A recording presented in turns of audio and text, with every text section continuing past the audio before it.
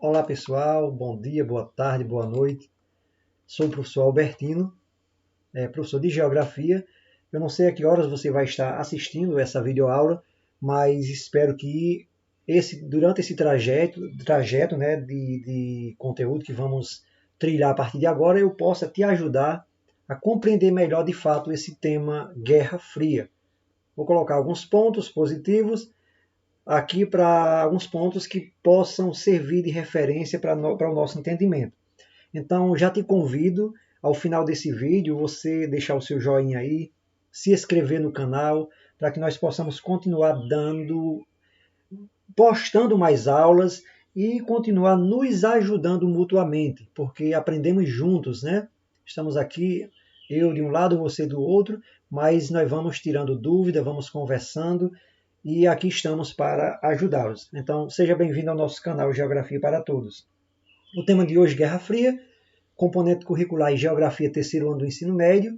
Então, vamos seguir, vamos deixar de conversa e vamos seguir o que interessa, né? Vamos ao que interessa. Aí, eu coloquei um breve histórico para que a gente possa compreender de fato. A Guerra Fria aí, eu não vou ler tudo, mas vou comentar algumas coisas para vocês.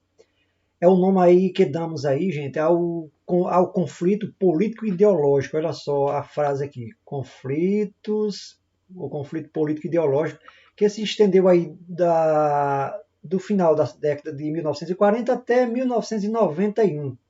Então essa Guerra Fria, como é conhecido, foi um confronto, para você entender, indireto.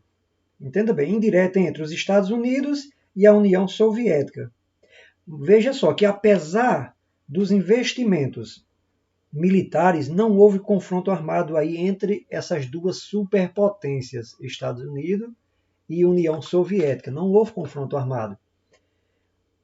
Aí, gente, no final da década de 40, o que é que vai acontecer? Esses dois países já detinham aí armas nucleares e a chamada corrida armamentista manteve a população mundial aí com receio de uma terceira guerra mundial. Por quê?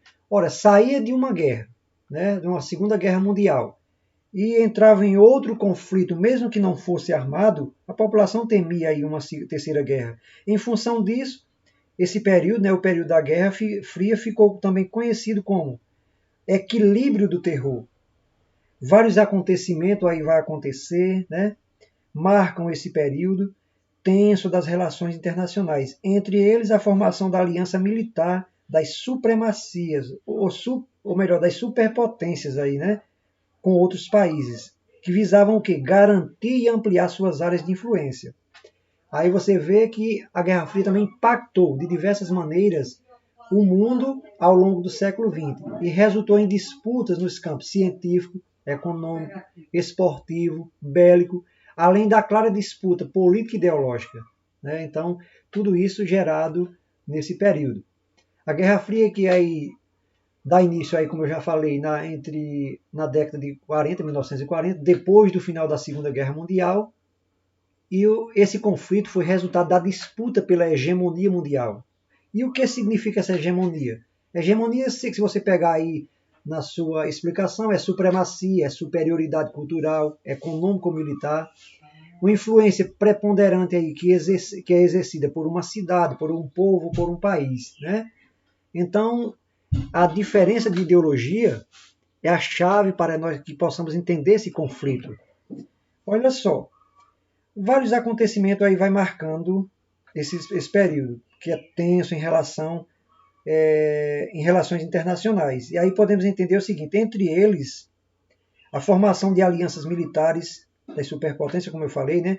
Essa iniciativa foi decisiva para estruturar um mundo chamado bipolar, que é caracterizado aí pela disputa entre, de um lado, o bloco de países capitalistas, que é liderado pelos Estados Unidos, e pelo outro, um bloco socialista liderado pela União Soviética.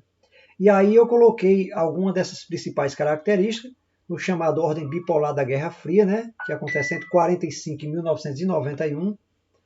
Vamos poder destacar um pouquinho aí, conversar um pouco sobre elas, sobre cada uma dessas características.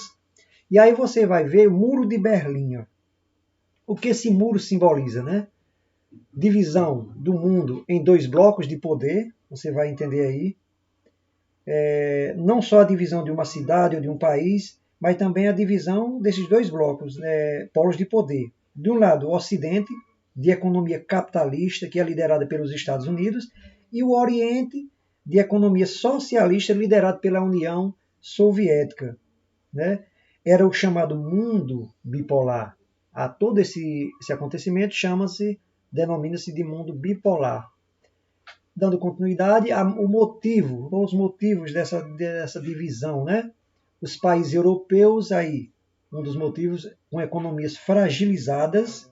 Olha só, o que é que acontecia? Está no final da Segunda Guerra Mundial.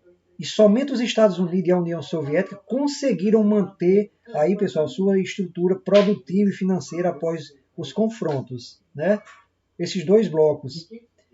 O que é que vai acontecer com tudo isso? Por esse motivo, passaram a ser chamadas de superpotência.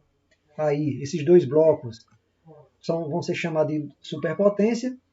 E o que acontece é que nessa influência vai acontecer grande influência, né, influência na geopolítica mundial até o fim da década de 1990. O Bloco Leste, se você pegar aqui, nós temos um Bloco Leste, em sua maioria era composto por países aí socialistas, no Bloco Leste, liderado pela União Soviética, e o Bloco Oeste, aqui, liderado aí pelos países capitalistas, que é aí quem está no comando, né, liderado pelos Estados Unidos, como sempre, né? Se você fizer uma leitura aqui na legenda, você vai encontrar todos os pontos que são pertinentes a esse entendimento. Ainda sobre essa ordem bipolar, nós vamos entender o seguinte: essa nova regionalização do espaço mundial vai caracterizar, ou foi caracterizado por diferenças ideológicas entre esses dois blocos. Que aí, o que é que vai ocorrer? Disputa por maiores áreas de influência, busca de poder, hegemonia, né? Aumentou a tensão entre as duas potências, consequentemente, e é iniciada aí antes do fim da Segunda Guerra Mundial. Todos esses acontecimentos é iniciado antes da Segunda Guerra Mundial. Olha só. Veja que aí, diante desse cenário, nós vamos ter uma divisão aí de blocos, de 3 blocos, vamos chamar assim, de primeiro mundo, segundo e terceiro mundo. E quais são as características de cada um deles? Do primeiro mundo, os países, ou melhor, o país, não o bloco, mas os países do primeiro mundo, eram países capitalistas desenvolvidos, né? Tinham passado pelo desenvolvimento industrial, já estavam aí mais avançados na produção de bens duráveis e não duráveis, que, consequentemente, beneficiavam-se com as exportações para países do chamado terceiro mundo. E olha a escala. Sua população detinha elevado poder de consumo, é característica do primeiro mundo. Apresentavam baixas taxas de natalidade e de mortalidade, olha só. Beneficiava também com as exportações para os países do chamado terceiro mundo. E sua população, consequentemente, como eu falei aqui, eles apresentavam aí baixas taxas de natalidade e de mortalidade. Essas aí são características do primeiro mundo. Quando falamos do segundo mundo, formado por parte dos países socialistas, que já tinham alcançado um desenvolvimento industrial da primeira e segunda revolução industrial também, mas que não contavam com uma indústria de tecnologia moderna ainda. Exportavam menos e sua economia era menos dinâmica. Apesar de sua população apresentar alto nível de escolaridade e baixas taxas de natalidade e de mortalidade. Característica do segundo mundo. Olha só. Vamos entender o seguinte.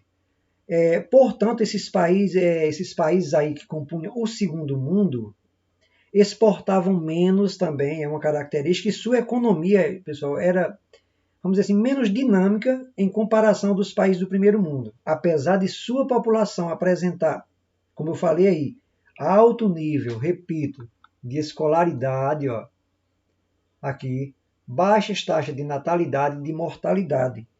Então, a gente vai poder ver que são características desse período, desses países do segundo mundo. E com relação ao terceiro mundo, Aí era um país capitalista subdesenvolvido, olha só, não industrializados ou pouco industrializados, ou que ainda, vamos dizer assim, que se industrializavam tardiamente e receberam diversos tipos de indústrias, melhor, de indústrias altamente poluidoras, oriundas dos países desenvolvidos. Para vocês entenderem de um modo geral, forneciam alimentos e matérias-primas aí aos países do primeiro mundo. Olha só uma característica aí, ou uma delas, desses países do terceiro mundo. Mas havia aqueles que procuravam ainda desenvolver seu próprio parque industrial, como é até o caso do Brasil. E aí nós vamos entender o seguinte, que após o fim da Guerra Fria, né, nós vamos, deixa eu mudar aqui a tela, afinal já que já é as referências, voltando, só para finalizar, que após o final da Guerra Fria, essas denominações, primeiro, segundo e terceiro mundo, deixaram de ser usadas e passou a se destacar o nível. Olha só, passou-se a destacar o nível de desenvolvimento dos países, que passaram a ser divididos em desenvolvidos, subdesenvolvido e emergente. Vou repetir para vocês esse final aqui, para que fique bem entendido. Após o final da Guerra Fria, esses países que eram denominados primeiro, segundo e terceiro mundo, o que deixam de ser usados. Vou repetir o que eu falei.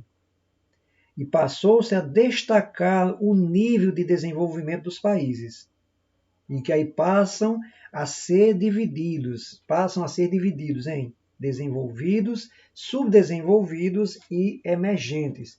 Espero poder ter te ajudado e espero já contar com você para a próxima aula, onde nós vamos falar um pouquinho dos países, citar algumas características dos países desenvolvidos, subdesenvolvidos e os países emergentes será o tema da nossa próxima aula. Então aguardo você lá e vamos seguir em frente. Meu muito obrigado e até a próxima aula.